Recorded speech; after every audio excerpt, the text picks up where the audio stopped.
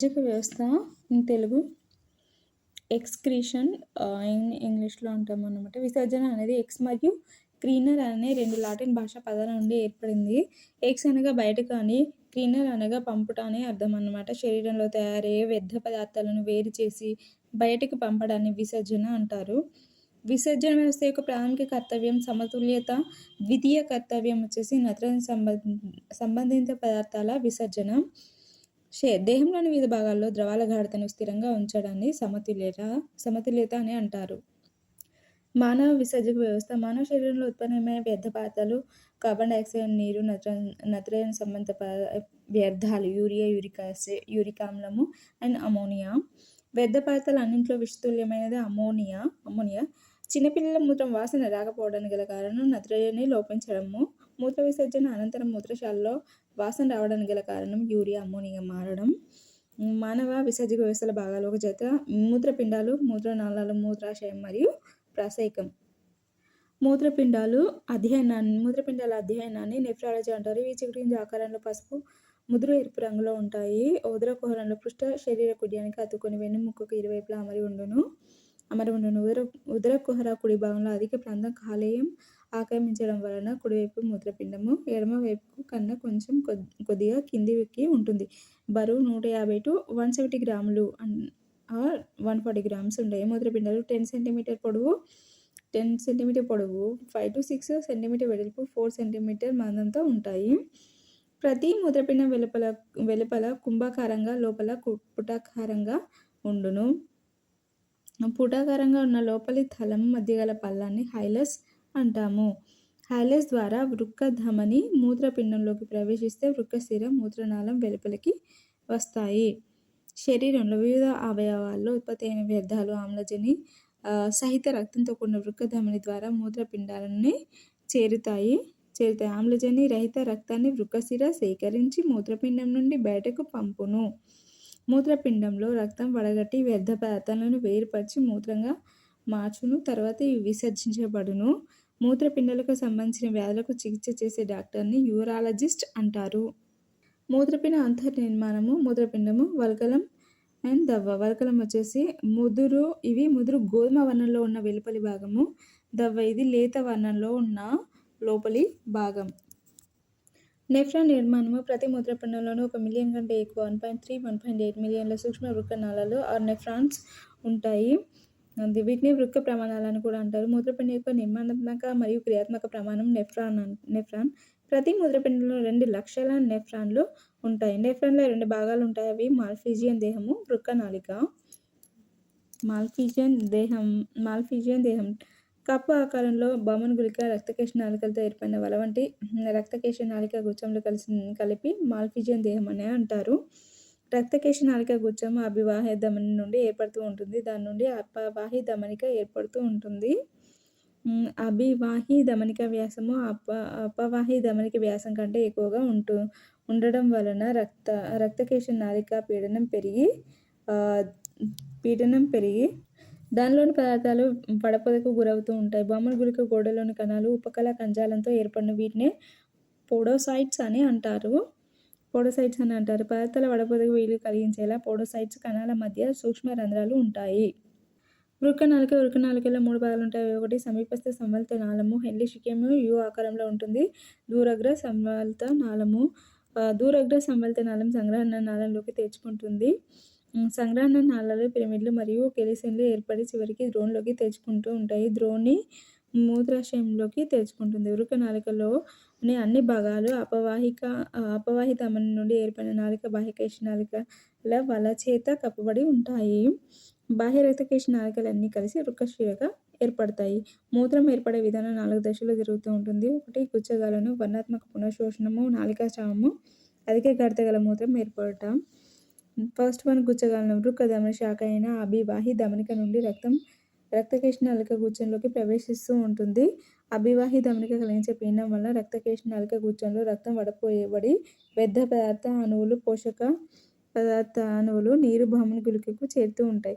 గుచ్చగాలం ద్వారా ఏర్పడిన మూత్రంను ప్రాథమిక మూత్రం అని అంటారు. ప్రాథమిక మూత్రం రసాయనికంగా రక్తంతో సమానంగా ఉండును. దీనిలో రక్త కణాలు ఉండవు.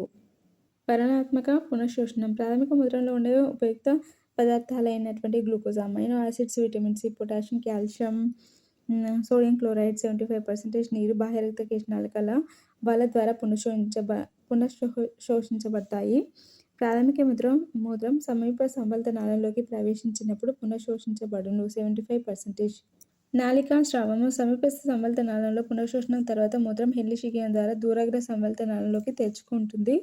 రక్తంలో ఉండే urea, uric acid, creatinine, sodium, potassium chloride, hydrogen అయాన్లు బాహ్య కేశనాళిక వల నుండి దూరాగ్ర సంవల్త నాళంలోకి స్రవించబడుతూ ఉంటుంది. ఇవి మూత్రం యొక్క గాఢతను, pHని నియంత్రిస్తూ ఉంటాయి. 40 సంవత్సరాల వయసు దాటిన తర్వాత దాదాపుగా అందరిలో 10 సంవత్సరాల వరకు 10% నెఫ్రాన్ల క్రియాశీలత తగ్గుతుంది. అధిక గాఢత గల మూత్రం ఏర్పడుట. హెన్లీషికియం ప్రాంతంలో ఉన్న మూత్రం నుండి 10% నీరు ద్రవాభిసరణం ద్వారా దాన్ని ఆవరించి ఉన్నటువంటి కణజాలంలోకి శోషించబడుతూ ఉంటుంది. తర్వాత సంగ్రహణ నాళంలో వాసోప్రెసిన్ అనే హార్మోన్ సమక్షంలో నీటి పునఃశోషణ జరిగి మూత్రం గాఢతను పొందును. గాఢతలో గరిష్ట స్థాయిని చేరిన ఈ ద్రవమే మూత్రం. ఇది రక్తం కన్నా అధిక గాఢతను కలిగి ఉండును. Vasopressin hormone or anti diuretic hormone, ADH anti diuretic hormone. ఇది అధిక గాఢత గల మూత్రంను స్రవించవలసి వచ్చినప్పుడు స్రవించబడును. ఇది శరీర ద్రవాల ద్రవ్యవిసరణ క్రమతను క్రమబద్ధీకరిస్తూ ఉంటుంది. దీని లోపం వల్ల డయాబెటిస్ ఇన్సిపిడిస్ లేదా అతిమూత్ర వ్యాధి కలుగును.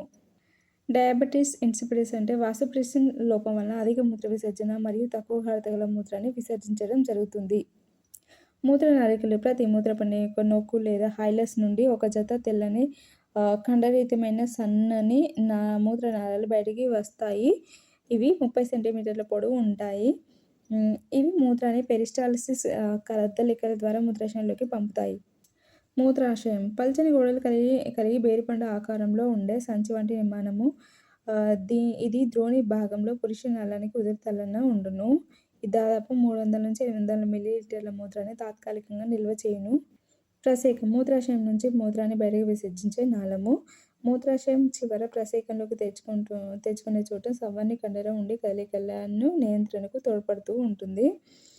ఇది స్త్రీలలో 4 సెంటీమీటర్ పొడవు ఉండి అలిందంగా పిలువబడుతూ ఉంటుంది. ఇది పురుషుల్లో 20 సెంటీమీటర్ల పొడవు ఉండి మూత్రజననేంద్రియ నాళం ప్రసేకంగా పిలువబడుతుంది. మూత్ర విసర్జన మూత్రం బయటకు వచ్చే మార్గాన్ని ఆవరించి 2 జతల వర్తుల సంవర్ణి కండరాలు ఉంటాయి. మూత్రం చేరే కొద్దీ అది కలగజేసే ఒత్తిడి వలన మూత్రాశయం గోడల మీద పీడనం పెరిగి అసంకల్పితంగా పై వర్తుల సంవర్ణి కండరం సడలుతుంది. కానీ క్రింది సంవర్ణి కండరం మన ఆధీనంలో ఉండి మూత్ర విసర్జనను నియంత్రిస్తూ ఉంటుంది. చిన్నపిల్లల మూత్ర విసర్జన ఒక అసంకల్పిత చర్య. మూత్రాశయంలో గరిష్టంగా 700 నుంచి 800 మిల్లీలీటర్ల మూత్రం నిల్వ ఉంటుంది. అయితే దాదాపు 300 నుంచి 400 మిల్లీలీటర్ల మూత్రం చేరినప్పుడు మూత్రాశయం దాని గోడలోని స్ట్రెచ్ గ్రాహకాలు ఉత్తేజితమై మెదడుకు ప్రచోదనాల వలన మూత్రం విసర్జించాలనే కోరిక కలుగును. మూత్రాశయం సంకోచించడం మూలంగా మూత్రం బయటకు పోవడమే మూత్ర విసర్జన అంటాము. మానవుడు రోజుకు విసర్జించే మూత్ర పరిమాణం దాదాపు 1.6 to 1.8 లీటర్స్. మూత్ర సంఘటనం ఇది లేత పసుపు రంగు ద్రవము. ఈ రంగుకు గల కారణం రక్తంలోని హిమోగ్లోబిన్ విచ్ఛిన్నమైనప్పుడు ఏర్పడే యూరోక్రోమ్ అనే పదార్థం. మూత్రంలోని పదార్థాలు 96% నీరు ఉంటుంది. 2.5% కర్బన పదార్థాలు, 1.5% అకర్బన పదార్థాలు ఉంటాయి. మూత్రంలోని కర్బన పదార్థాలు యూరియా, యూరిక్ ఆమ్లము, క్రియాటినైన్, నీటిలో కరిగే విటమిన్లు, హార్మోన్లు మరియు ఆక్సలేట్లు మొదలగునవి. మూత్రంలోని అకర్బన పదార్థాలు sodium chloride, phosphate, sulphate, magnesium, calcium మరియు అయోడిన్ మొదలగునవి. మాంసకృతులు ఎక్కువగా ఉన్న ఆహారాన్ని తీసుకున్న వ్యక్తికి మూత్రంలో ఎక్కువగా ఉండునది యూరియా. మూత్రం మొదట ఆమ్లయుతంగా ఉన్న క్రమంగా క్షారయుతంగా మారుతూ ఉంటుంది. మూత్రం ఆమ్లయుతంగా ఉన్నప్పుడు మూత్రం pH విలువ 6.0. మాంసకృతులు ఎక్కువగా ఉన్న ఆహారాన్ని తీసుకున్న వ్యక్తి మూత్రంలో యూరియా ఎక్కువగా ఉండుటకు గల కారణం ప్రోటీన్లు జీర్ణక్రియలో భాగంగా కాలేయంలో జరిగే డీఅమినేషన్ వలన ఎక్కువగా పరిమాణంలో యూరియా ఏర్పడుతూ ఉంటుంది. పిండి పదార్థాలు అధికంగా తీసుకున్న వారి మూత్రంలో ఎక్కువగా ఉండేది చక్కెర. ESRD end stage renal disease అనగా మూత్రపిండాలు పనిచేయకపోవడం. ESRD అంటే ఎండ్ స్టేజ్ రీనల్ డిసీజ్. అనగా మూత్రపిండాలు పనిచేయకపోవడము. యురేమియా మూత్రపిండాలు పనిచేయడం ఆగిపోతే శరీరంలో నీరు వ్యర్థ పదార్థాలు నిండిపోయే దశ. కాళ్ళు చేతులు ఉబ్బి ఉండడం, రక్తం శుద్ధి కాకపోవడం వలన నీరసం, అలసట. డయాలసిస్ కృత్రిమ మూత్రపిండం శరీరంలో విషతుల్యమైన వ్యర్థ పదార్థాలు చేయుటకు గల కారణం ఇన్ఫెక్షన్లు, ప్రమాదాలు, అధిక రక్తపీండం, మధుమేహము, మూత్రపిండాలకు ప్రవహించే రక్తంలోని ఆటంకాలు. మూత్రపిండాలు పనిచేయని వారిలో రక్తాన్ని శుద్ధి చేయడానికి ఉపయోగించే పరికరం డయాలసిస్ యంత్రం. కృత్రిమంగా రక్తాన్ని వడగట్టే ప్రక్రియను గల పేరు హీమోడయాలసిస్. కృత్రిమంగా రక్తాన్ని వడగట్టే ప్రక్రియకు గల పేరు హీమోడయాలసిస్. కృత్రిమ మూత్రపిండాన్ని 1943లో కనుగొన్నది విలియం జే కాఫ్, నెదర్లాండ్. మూత్రపిండ మార్పిడి మూత్రపిండం పనిచేయని వారికి దీర్ఘకాలిక పరిష్కారం చెప్పే ప్రక్రియ మూత్రపిండ మార్పిడి. మొట్టమొదట మూత్రపిండ మార్పిడి ఆపరేషన్ చేసిన వ్యక్తి చార్లెస్ హాఫ్నగెల్ 1954 వాషింగ్టన్ డీసీ. మన దేశంలో మొదటిసారి మూత్రపిండ మార్పిడి ఆపరేషన్ ఎక్కడ జరిగింది అంటే Christian medical college, Vellore, 1971. Next మూత్రపిండాలు పనిచేయని వారికి అమర్చే మూత్రపిండాన్ని ఎవరి నుండి గ్రహిస్తారంటే దగ్గర బంధువుల నుండి. ఈ మధ్య కాలంలో అవయవదానం చేసిన దత్తల నుండి కూడా గ్రహిస్తున్నారు. అవయవదానం వైద్యపరంగా మరణించారని నిర్ధారించిన వ్యక్తి బ్రెయిన్ డెడ్ నుండి అవయవాలను సేకరించి అవసరమైనప్పుడు అమర్చే విధానం. హీమోడయాలసిస్ కృత్రిమంగా రక్తాన్ని వడగట్టే ప్రక్రియ. డయాలసిస్ యంత్రంలో రక్తం ప్రవహించే గదులు లేదా గొట్టాలు దేనిచే తయారవుతాయి? సెల్లోఫేన్. ప్రతి డయాలసిస్కు తీసుకున్న సమయం 3 to 6 గంటలు. మన శరీరంలో ఇతర విసర్జక అవయవాలు ఆర్ అనుబంధ విసర్జక అవయవాలు వచ్చేసి ఫస్ట్ వన్ చర్మం, సెకండ్ కాలేయము, థర్డ్ ఊపిరితిత్తులు, ఫోర్త్ పెద్ద పేగు. ఊపిరితిత్తులు శ్వాసక్రియలో ఏర్పడే కార్బన్ డయాక్సైడ్ మరియు నీటి ఆవిరి వంటి వ్యర్థ పదార్థాలను విసర్జించుట. చర్మం శరీరంలో అధికంగా ఉన్న నీటిని మరియు తక్కువ మోతాదులో లవణాలను గ్రహించి స్వేద గ్రంథులు చెమట రూపంలో బయటికి పంపిస్తాయి. చర్మంలోని సెబేసియస్ గ్రంథులు సెబమ్ అనే పదార్థాన్ని స్రవించును. దీనిలో సెబమ్, మైనం, స్టిరాల్స్, కర్బన పదార్థాలు మరియు ఫ్యాటీ ఆమ్లాలు ఉండును. కాలేయం రక్త కణంలోని హిమోగ్లోబిన్ని విచ్ఛిన్నం చేసి బైలిరుబిన్, బైలివర్ధిన్, యూరోక్రోమ్ అనే పైత్యరస వనకాలు ఉత్పన్నం చేయడం. ఈ పైత్యరస వ్యర్థాల మూత్రం ద్వారా విసర్జించబడుతుంది. కొలెస్ట్రాల్, స్టెరాయిడ్ హార్మోన్లు, మందులు, విటమిన్, క్షార లవణాలు. కాలేయం యూరియా తయారీలో ప్రముఖ పాత్ర పోషించును. పెద్ద పేగు అధికంగా ఉన్న కాల్షియం, మెగ్నీషియం మరియు ఐరన్ల యొక్క లవణాలు ఉపకల కణజాలం చేత వేరు చేయబడి మలంతో పాటు బయటకు విసర్జించబడును. ఇతర జీవుల విసర్జన ప్రోటోజోవా, పొరిఫెరస్, సిలంట్రేటా జీవులు విసర్జక అవయవాలు లేని జీవులు. ప్రోటోజోవా, పొరిఫెరస్, సిలంట్రేటా జీవులు విసర్జక అవయవాలు లేని జీవులు.